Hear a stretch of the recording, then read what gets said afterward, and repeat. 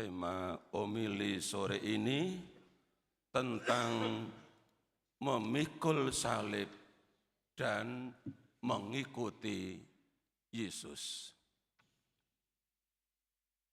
Para Bapak Ibu, saudara-saudari, kaum muda dan khususnya para katekumen.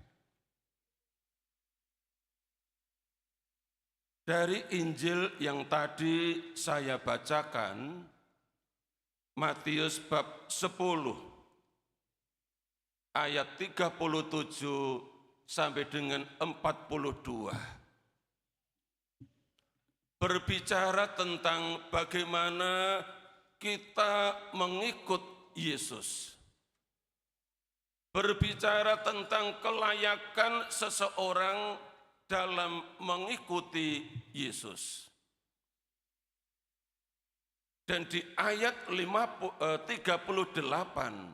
kita mendengar, siapa saja yang tidak memikul salibnya dan tidak mengikuti aku, ia tidak layak bagiku, kata Yesus. Ayat 38 ini, Bapak Ibu saudara-saudari, merupakan puncak dan ringkasan seluruh wejangan apostolik Yesus menurut versi Injil Matius. Dan ayat ini sekaligus memaparkan dua tuntutan yang menentukan kelayakan seseorang menjadi pengikut Yesus, yaitu memikul salib dan mengikuti Yesus. Dua tuntutan yang sejatinya beriringan, tidak mungkin hanya salah satu saja. Maka teks ini sangat tepat didengar, diperhatikan, dan direnungkan oleh para katekumen. Di sini ada 56 katekumen terpilih. Mestinya 60 tapi beberapa tidak bisa hadir. 56 katekumen terpilih yang nanti akan dipilih atau dinyatakan sebagai katekumen terpilih yang nantinya akan dibaptis.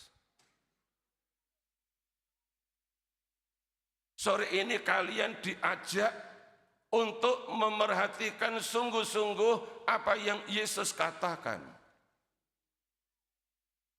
Bahwa kesungguhan kalian sebagai katekumen, kesungguhan untuk mengikuti pelajaran, kesediaan untuk memikul salib, untuk menyangkal diri, misalnya, lebih memilih hadir dalam pelajaran agama ketimbang hadir dalam suatu pesta. Atau acara lain yang sebenarnya bisa digeser.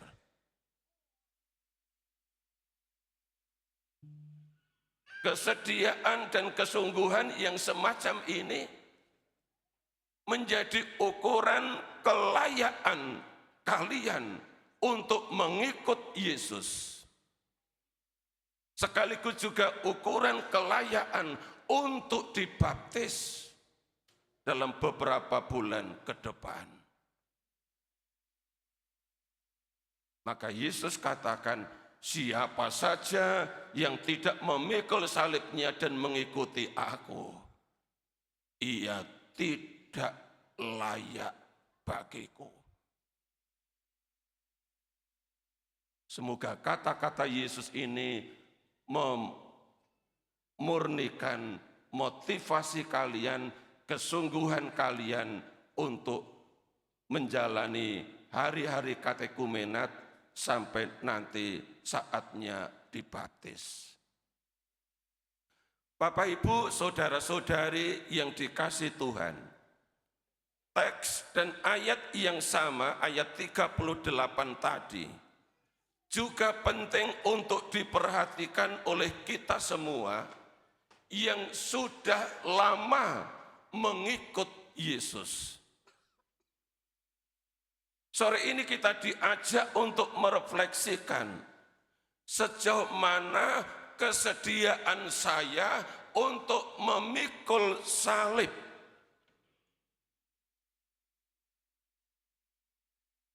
Salib yang sejatinya tidak bisa dihindari, tetapi harus dihadapi, harus dipikul.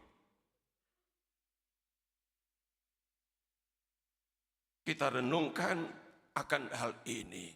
Sejauh mana kita bersedia untuk memikul salib. Menghadapi persoalan-persoalan hidup menyangkut keimanan kita.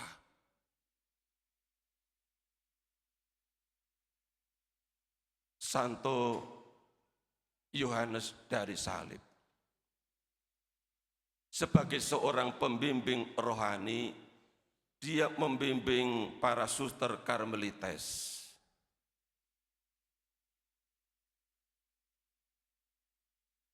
Antara lain dia membimbing seorang suster yang namanya Suster Ana dari Andalusia, Spanyol. Nasihat itu diberikan oleh Santo Yohanes dari Salib di tahun 1590. Dia katakan begini, janganlah mengikuti Yesus tanpa salib. Janganlah mengikuti Yesus tanpa salib.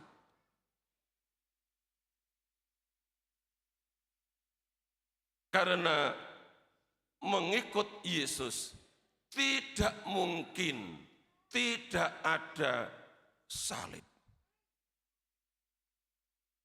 Maka di ayat 38 tadi, Yesus menggandeng dua hal yang berbeda menjadi satu kesatuan dalam satu ayat. Siapa saja yang tidak memikul salibnya dan mengikuti aku, ia tidak layak bagiku. Oleh karena itu Bapak Ibu, saudara-saudari yang dikasihi Tuhan, mari kita mohon rahmat Allah.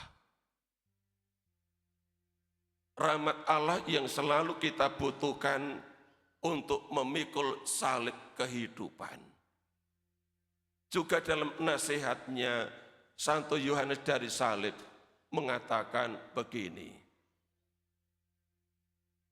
lebih baik memikul beban salib ditemani oleh seorang yang kuat daripada tidak memikul beban salib, tetapi ditemani oleh seorang yang lemah. Dan menurut Santo Yohanes dari Salib, seorang yang lemah itu adalah dirinya sendiri.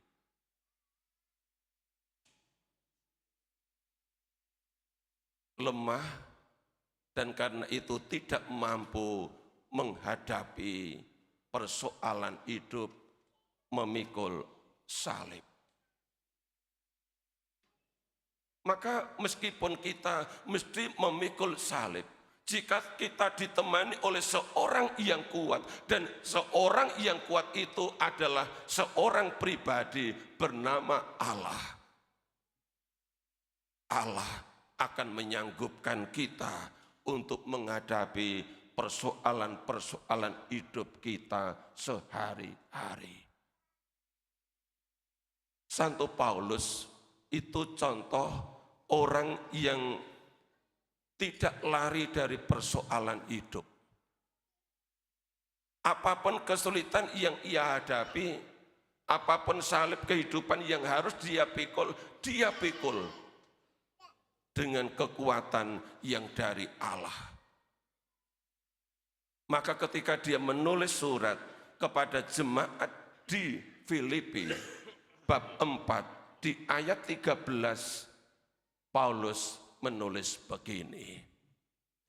Segala perkara dapat kutanggung di dalam Dia yang memberi kekuatan kepadaku. Inilah Rasul Paulus yang tidak mengandalkan diri sendiri, tetapi mengandalkan Allah dan kekuatannya. Maka dia katakan bukan satu perkara, tetapi segala perkara dapat kutanggung di dalam Dia yang memberi kekuatan kepadaku. Semangat Rasul Paulus ini jika ada dalam diri setiap kita, saya yakin hidup kita akan menjadi sebuah kesaksian. Berani memikul salib, berani lanjut mengikuti Yesus,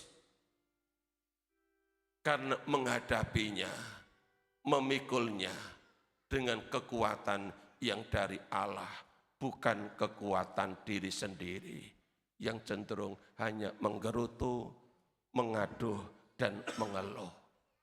Tapi jika kekuatan itu selalu dirasakan datang dari Allah, keluhan-keluhan itu tidak muncul. Bahkan pujian yang akan meluap dari hatinya. Karena semua itu ternyata makin memurnikan iman. Makin membuat diri makin mendekatkan diri kepada Allah yang adalah sumber kekuatan. Mari saudara-saudari kita lanjutkan perjalanan kita mengikuti Yesus sekalipun harus memikul salib, tetapi kekuatan selalu datang dari Allah yang begitu mengasihi kita. Amin.